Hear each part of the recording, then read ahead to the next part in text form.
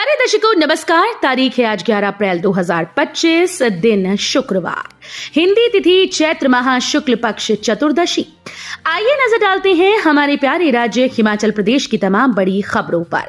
Video शुरू करने से पहले कमेंट बॉक्स में जय हिंद लिखकर हमें सपोर्ट करें और हाँ, वीडियो को पूरा जरूर देखें क्योंकि इस वीडियो में हम जानेंगे बिजली, पानी, मौसम, सरकार के नए नियम, ऐलान। तो चलिए शुरू करते हैं। हिमाचल दिवस पर पांगी की महिलाओं को 1500 रुपए देंगे मुख्यमंत्री सुखविंदर सिंह सुक्खू। राज्य सरकार पांगी की महिलाओं को हिमाचल दिवस पर 1500 रुपए की सम्मान राशि देंगे। मुख्यमंत्री सुखविंदर सिंह सुक्खू 15 अप्रैल को पांगी में हिमाचल दिवस पर राज्य स्तरीय समारोह में महिलाओं को सम्मान राशि देंगे।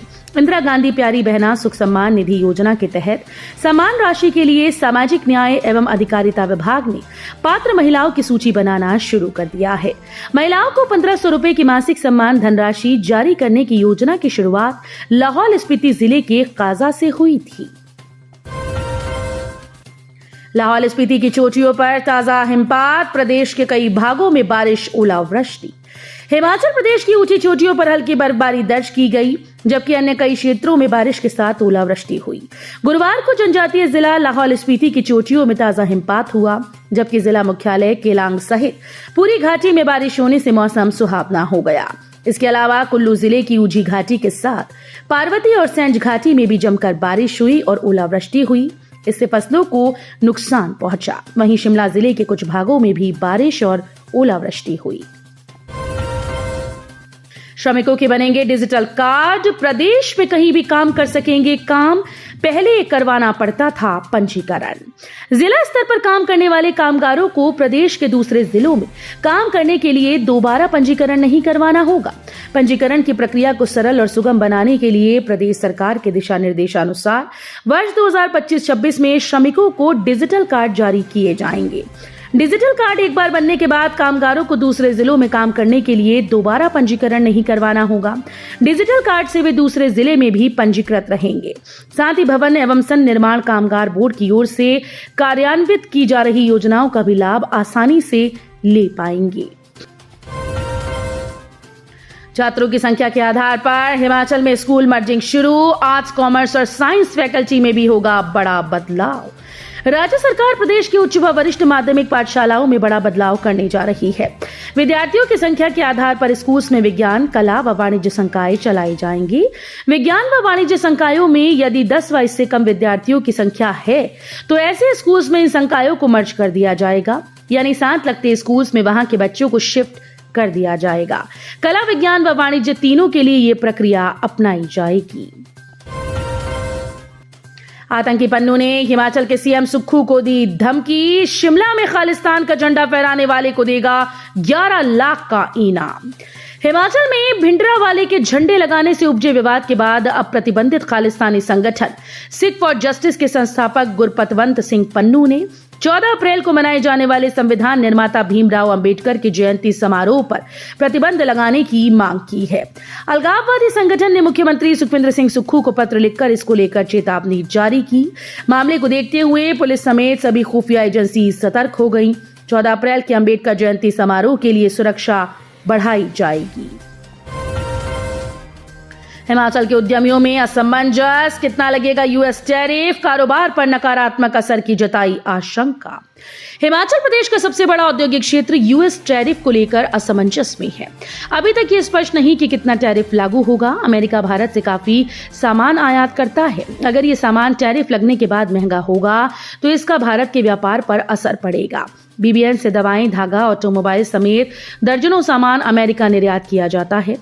अमेरिका से व्यापार कम होने से यूरोप और एशिया दूसरे के देशों में भी सामान निर्यात करने के रास्ते खुले हैं। धागा कंपनी वर्धमान के अध्यक्ष और डायरेक्टर इंचार्ज IMJS सिद्धू ने कहा कि अभी अमेरिका टैरिफ को लेकर धागा उद्योग में असमंजस, पैनिक व अनिश्चितता का दौर है। सभी कारोबारी डरे हैं कि आने वाले समय में क्या होगा। युक्तिकरण के कारण किए गए स्थानांतरण आदेश में हस्तक्षेप करने से हाई कोर्ट का इनकार। हिमाचल प्रदेश हाईकोर्ट ने बिजली बोर्ड में युक्तिकरण के कारण किए गए स्थानांतरण आदेश में हस्तक्षेप करने से इनकार कर दिया। याचिकाकर्ता बिजली बोर्ड में अधीक्षक ग्रेड 2 के रूप में सेवारत है। याचिकाकर्ता का आरोप था कि उसे वर्तमान स्थान पर 3 वर्ष का सामान्य कार्यकाल पूरा न करने दिया और उसे 6 महीने वहां रहने के बाद स्थानांतरण किया गया। याचिकाकर्ता को सुंदरनगर में अपना सामान्य कार्यकाल पूरा करने की अनुमति नहीं दी गई। आरोप था कि सुंदरनगर में लंबे समय तक रहने वाले अन्य पदाधिकारियों को वहीं रखा गया था, जबकि याचिकाकर्ता को स्थानांतरित कर दिया गया था। बिजली बोर्ड ने स्थानांतरण आदेश को सही ठहराते हुए कहा था कि बोर्ड के द्वारा किए गए पदों के युक्तिकरण के कारण प्रार्थी का स्थानांतरण आदेश जारी किया गया। सरकारी गाड़ियों में कटौती, शिमला से बाहर भेजो दफ्तर। हिमाचल सरकार के द्वारा गठित की गई resource mobilisation cabinet subcommittee ने अपनी सिफारिशें कैबिनेट को सौंप दी हैं। इस पर अब राज्य सरकार को फैसला लेना है। मुख्यमंत्री सुक्खू ने इस कैबिनेट सब कमेटी का गठन उप मुख्यमंत्री मुकेश अग्निहोत्री की अध्यक्षता में किया था। इस उप समिति ने सिफारिश की है कि खर्च कम करने के लिए सरकारी विभागों में गाड़ियों की संख्या को 10% कम किया जाए। वन विभाग के वाइल्ड लाइफ विंग का मुख्यालय शिमला से धर्मशाला शिफ्ट करने की तैयारी। हिमाचल प्रदेश वन विभाग के वाइल्ड लाइफ विंग का मुख्यालय राजधानी शिमला से धर्मशाला शिफ्ट करने की तैयारी है। वन विभाग ने इसका प्रस्ताव तैयार कर लिया। मंत्रिमंडल की होने वाली अगली बैठक में ये प्रस्ताव लाया जा रहा है। सरकार ने धर्मशाला को पर्यटन राजधानी घोषित किया हुआ है।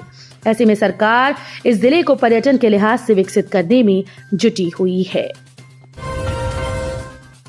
मेडिकल कॉलेजेस और अस्पतालों को मिले 149 नए डॉक्टर, स्वास्थ्य विभाग ने जारी किए आदेश। राज्य के मेडिकल कॉलेजेस व अस्पतालों को 149 डॉक्टर मिल गए। पीजी करने के उपरांत इन डॉक्टर्स को पोस्टिंग दी गई और इस संबंध में स्वास्थ्य विभाग की ओर से आदेश जारी कर दिए गए।